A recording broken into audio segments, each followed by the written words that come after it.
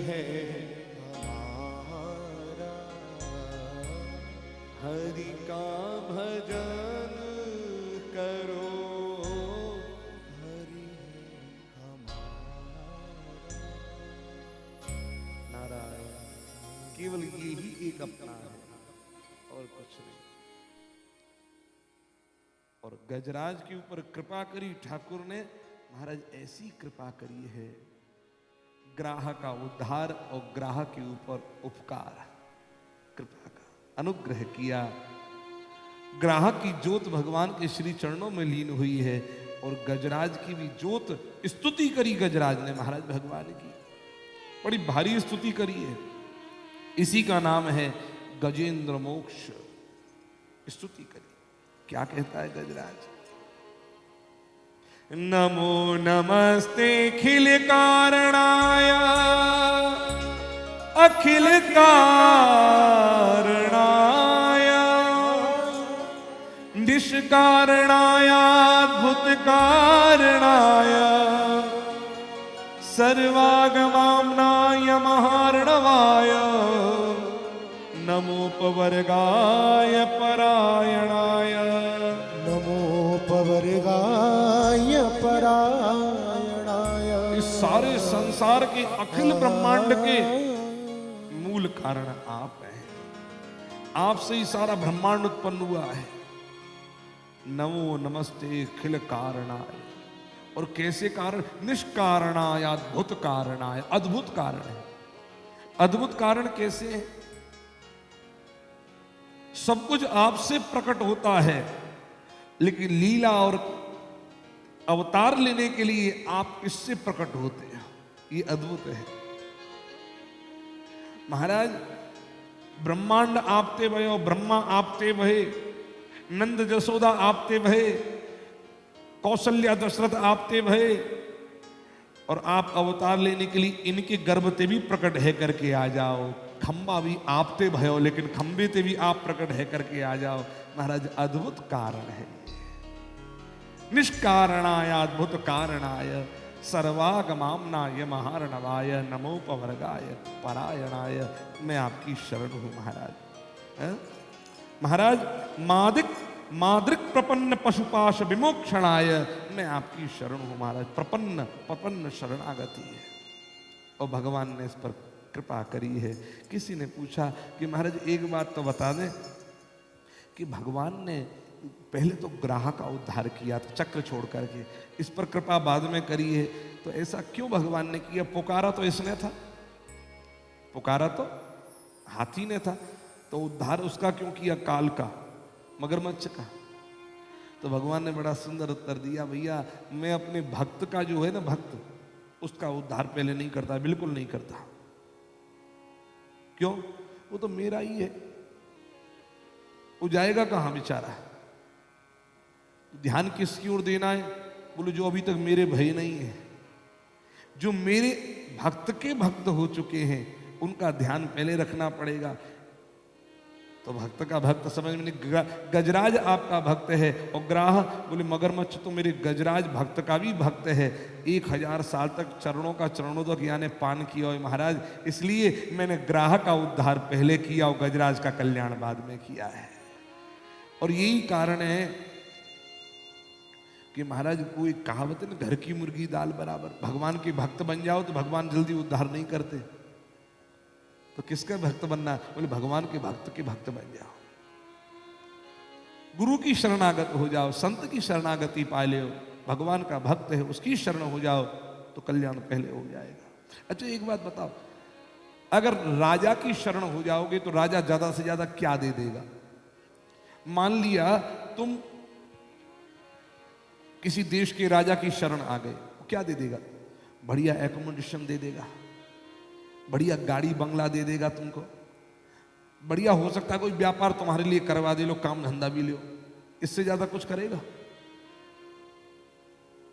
जमीन जायदाद दे दे तुमको। राजा प्रसन्नम गजवादि दानम, राजा प्रसन्न हो जाएगा तो हाथी घोड़ा दे देगा, महल बंगले दे देगा, इससे ज्यादा क्या देगा? अच्छा नारी प्रसन्न हो जाएगी तो क्या करो? कई लोग नारी को प्रसन्न रखने के चक्कर में रहते हैं, तो नारी प्रसन्न हो जाएगी तो क्या देगी? बहुत ज्यादा खुश हो गई तो मलमूत्र दानम, विषय भोग मिल जाएगा, इससे ज्यादा कुछ मिलेगा? राजा प्रसन्नम गजवादि दानम, नारी प्रसन्नम मलमूत्र दानम। और बनिया प्रसन्न हो जाएगा, सेठ साहूकार, अच्छा तुम लोग हम पर प्रसन्न हो जाओगे खूब, तो क्या दे दोगे? इससे ज्यादा कुछ दोगे? तो बणिक प्रसन्नम कौड़ी छदामम, इससे ज्यादा की औकात ना राजा की है, ना स्त्री की है, ना तुम लोगों की किसी की है। फिर महाराज और कौन है जो इससे कुछ ज्यादा दे दे? बोले तो सुनो बढ़िया बात। बोले क्या? बोले राजा प्रसन्नम गजवादि दानम, बणिक प्रसन्नम कौड़ी छदामम, स्त्री प्रसन्नम मलमूत्र दानम, लेकिन संत प्रसन्नम तो भगवत प्रदानम। संत यदि प्रसन्न हो गया तो भगवान को तुम्हारी गोद में बैठा देगा ले जा करके, या तुमको भगवान की गोद में बैठा देगा। इससे ऊंची चीज और क्या होगी? नारायण। उसके बाद में एक प्रसंग है समुद्र मंथन का। अच्छा, इस प्रसंग को जो सुनता है, सुनाता है, तो जो बुरे स्वप्न आते हैं उनके फल की निवृत्ति हो जाती है। दुस्वप्न के फल की निवृत्ति। स्वप्न के भी अलग अलग फल है महाराज। हमारी वो पुस्तक है, उसमें आपको मिल जाएगा। संभवतः अनुराग बोध पुस्तक में ये है कि कौन कौन से स्वप्न का क्या क्या फल है। और यहां तक भी लिखा है उस पुस्तक में, तो कोई स्वप्न में कोई स्वप्न दिखा तो फल कब देगा, कितने समय में फल मिलेगा इसका, तो उसमें लिखा है कितने बजे से कितने बजे तक देखे तो महाराज कितनी जल्दी फल मिलेगा। मृत्यु के संकेत हैं। मरने वाले प्राणी को पता लग जाए कैसे कि महाराज मैं कब मरूंगा, तो महाभारत के अंदर जो मृत्यु के संकेत हैं वो आपको, एक आदमी से हमने कहा इसमें देख लेना, बोले महाराज मरेंगे तो मरेंगे, काहे को मृत्यु का संकेत दिखाए रहे हो, पता लग गया तो महाराज और ज्यादा जितने दिन बचे वो भी महाराज घुट घुट के मरेंगे जब मरेंगे, अभी काहे को मरे हैं। नारायण।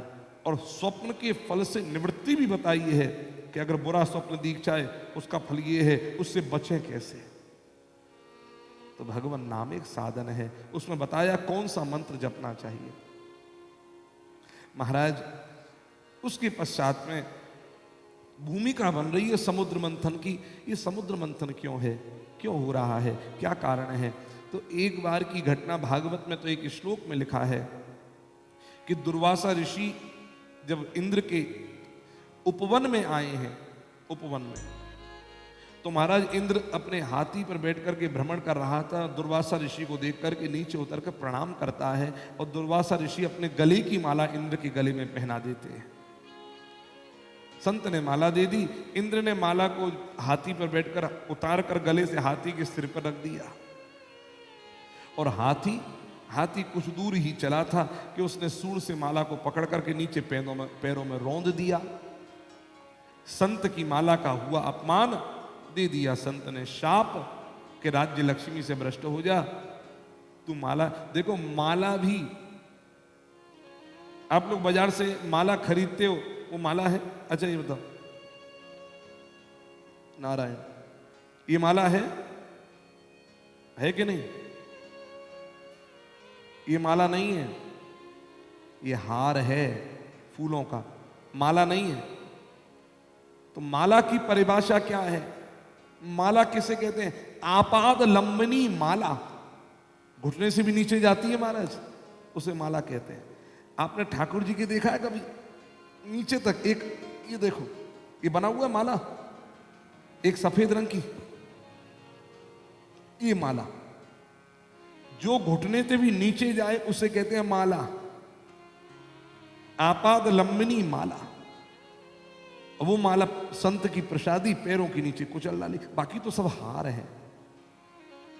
जब वर वधू का ब्याह होता तो लोग यही तो कहते अरे हार लेकर आओ, यही तो कहते हैं। फिर या बरमाला नारायण। तो शाप दिया राज्य लक्ष्मी से भ्रष्ट हो जा। अब शाप लग गया तो उस समय पर जब पता लगा अगली पार्टी कमजोर है तो मजबूत वाली घुसेगी भीतर। उस समय मजबूत पार्टी महाराज उसकी थी राजा बलि की। बलि कौन? प्रहलाद के ग्रैंडसन है। बलि ने आक्रमण कर दिया, स्वर्ग चला गया और बलि का आधिपत्य स्वर्ग पर हो गया।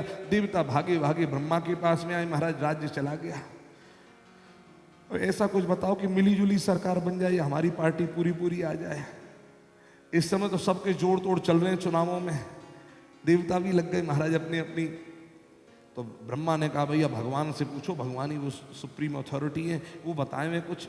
तो भगवान के पास गए तो जिस जगह गए वहां भगवान ही नहीं मिले महाराज। कहाँ है कहाँ है कहाँ है महाराज? बोलो बोलो सर्वत्र है। फिर हरि व्यापक सर्वत्र समाना, तो प्रकट क्यों नहीं हो रहे? बोले प्रेम ते प्रकट होए में जाना। और पुकारा भगवान को। एक मंत्र है, जिस किसी को भी भगवत दर्शन करना हो अपने जीवन में इस मंत्र को जरूर पढ़े। ये हमारे अनुराग बोध करके पुस्तक में ये मंत्र भी दिया है, भगवत दर्शन का मंत्र है।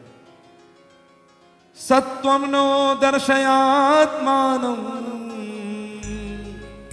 अस्मत्कर्ण गोचरम् प्रपन्नानां दिदृक्षूणां सस्मितं ते मुखाम्बुजम्।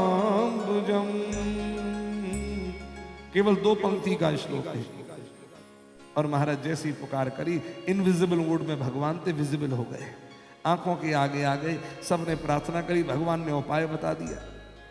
देखो भैया एक बात आप याद रखना हमेशा,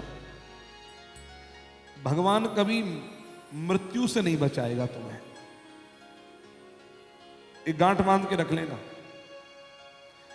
या कोई किसी चीज से, यमराज के दंड से भगवान नहीं बचाएगा। तो भगवान क्या करता है फिर? महाराज यदि बचाना चाहता है, न हस्ते यष्टिमादाय, हाथ में डंडा लेकर के कोई भी देवता किसी की रक्षा करने नहीं आता। सोचो शंकर जी आ जाए, ब्रह्मा जी आ जाए, विष्णु जी आ जाए ना, न हस्ते यष्टिमादाय देवा रक्षन्ति साधका, कोई देवता रक्षा करने नहीं आता। फिर यदि रक्षा करना चाहते हैं तो करते क्या है? यम तु रक्षितुमिच्छन्ति तो सुबुद्धिया योजयन्ति तम, अगर रक्षा करना चाहते हैं तो उसकी बुद्धि को सद्बुद्धि बना देते हैं, और अगर नहीं रक्षा करना चाहते तो बुद्धि को दुर्बुद्धि बना देते हैं। तो विनाश काले विपरीत बुद्धि। इसलिए भगवान से एक ही प्रार्थना करना, हमारी बुद्धि ठीक रहे। धियो यो नः प्रचोदयात जो है ना, वो इसी के लिए है। बुद्धि देखो, और कोई अंग खराब हो जाए तो भी आदमी फिर भी अपना जीवन जी सकता है। महाराज एक लेडी, नाम तो हमें स्मरण नहीं, वो उसके दोनों पांव रेल की पटरी के नीचे कट गए, दोनों पांव। चूहे खाते रहे उस रात भर उसके मांस को, मक्खियां भिनभिनाती रही। अगले दिन दिल्ली में अस्पताल में भर्ती हुई, पैर दोनों जा चुके हैं। डॉक्टर ने कहा जिंदगी बच गई, पैर नहीं। और वो लड़की, उसने कहा अपने जीवन का लक्ष्य बनाना है, और बिना पांवों के वो एवरेस्ट पर चढ़ी है। सुना नहीं सुना? एवरेस्ट पर। और उसने राष्ट्रपति के द्वारा पुरस्कार भी प्राप्त किया, पद्मश्री का। अब आप एक कल्पना करना, पांव भी नहीं है तो भी चल ली। हम लोगों और आप लोगों से हम एक परिक्रमा लगाने में थक जाएंगे महाराज, वहां से यहां तक आने में थक जाएंगे, और बिना पांवों के वो एवरेस्ट पर पहुंची है। क्यों? बुद्धि ठीक थी। पांव भी खत्म हो जाए तो भी जिया जा सकता है, हाथ भी खत्म हो जाए तो भी जिया जा सकता है, लेकिन किसी की बुद्धि ही खत्म हो जाए, खराब हो जाए, तो फिर महाराज उसे जंजीरों से बांध के रखना पड़ता है। लोग यही कहते हैं इसको बांधो, बुद्धि खराब है इसकी, कुछ भी कर देगा। तो प्रार्थना क्या? महाराज बीके बाबू बिरला जी अपने समधी के साथ तिरुपति आए थे, तो कहा समधी साहब ने कि महाराज देखो राजा ठाकुर है, जो चाहे मांग लो। तो उन्होंने हाथ जोड़ करके क्या मांगा? बोले साईं के मांगे?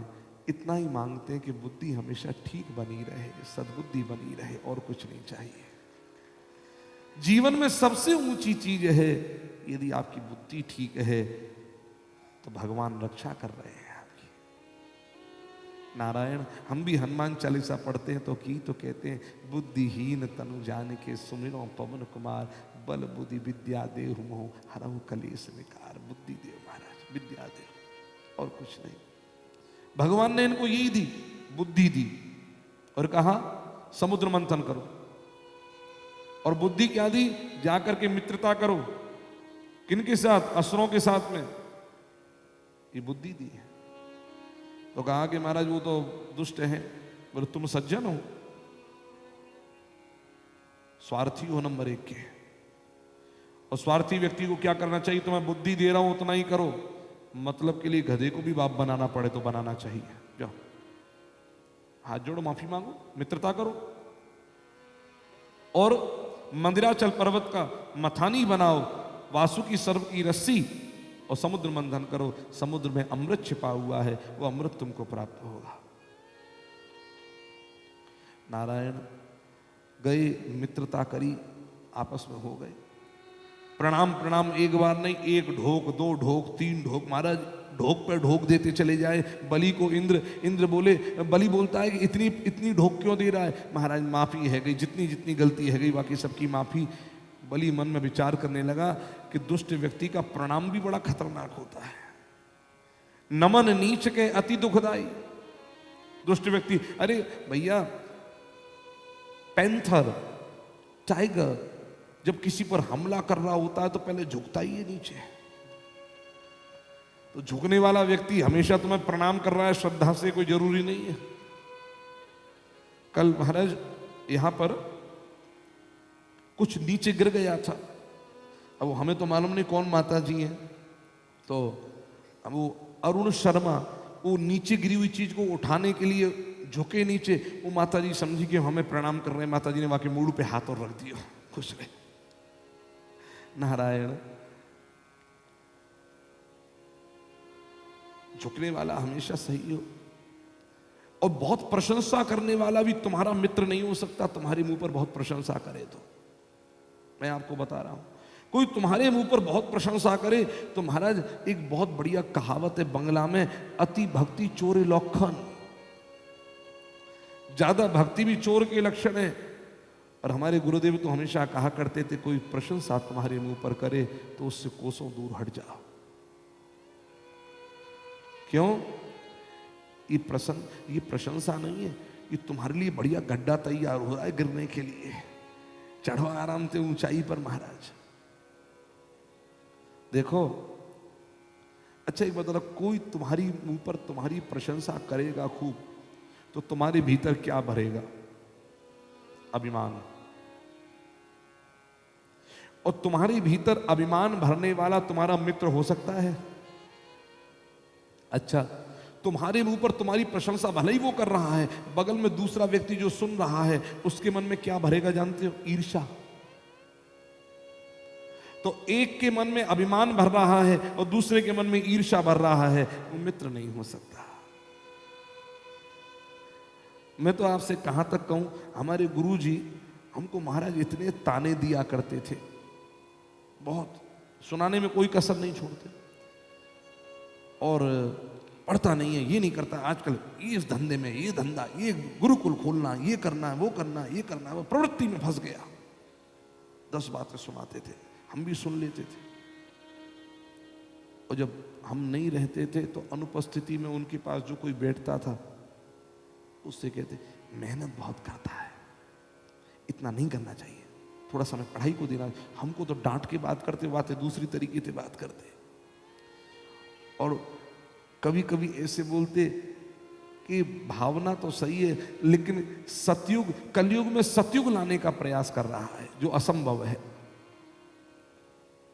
तो हम बोले हम प्रयास तो करें, मर जाएंगे जब प्रयास करते करते, दोबारा फिर जन्म लेंगे, फिर प्रयास में लगेंगे। इस प्रयास को, अच्छे प्रयास को कभी बंद नहीं करना चाहिए, निरंतर चलते रहना चाहिए। सफलता अवश्य मिलेगी, देर से ही सही।